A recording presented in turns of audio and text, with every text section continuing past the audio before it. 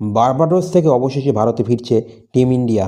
আসলে টিম ইন্ডিয়ার ভারতে পৌঁছানোর কথা ছিল গত 2 তারিখে, কিন্তু বার্বাডোসে হারিকেন ঝড়ের প্রভাবে তারা আটকে পড়ে। সেই জন্য আজ বিশেষ বিমানে করে তারা দিল্লি এয়ারপোর্টে পৌঁছবেন এবং দিনভর তাদের জন্য ফুল প্যাকেট শিডিউল থাকছে।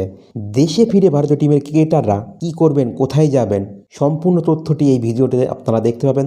তো আপনাদের কাছে রিকোয়েস্ট থেকে পুরো ভিডিওটা দেখতে থাকুন এবং ভিডিওটি ভালো লাগলে অবশ্যই একটি লাইক এবং চ্যানেলটিকে সাবস্ক্রাইব করে বেল আইকনটি প্রেস করে দেবেন। তো ভারতীয় সময় সকাল 6টা দিল্লি ইন্দিরা গান্ধী এয়ারপোর্টে পৌঁছবে টিম ইন্ডিয়া।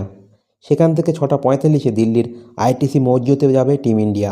সেখানে কিছুক্ষণ রেস্ট নেবে, তারপরে সকাল 9টার দিকে দিল্লির আইটিসি মসজিদ থেকে সরাসরি প্রধানমন্ত্রী নরেন্দ্র মোদীর অফিসে যাবেন টিম ইন্ডিয়া।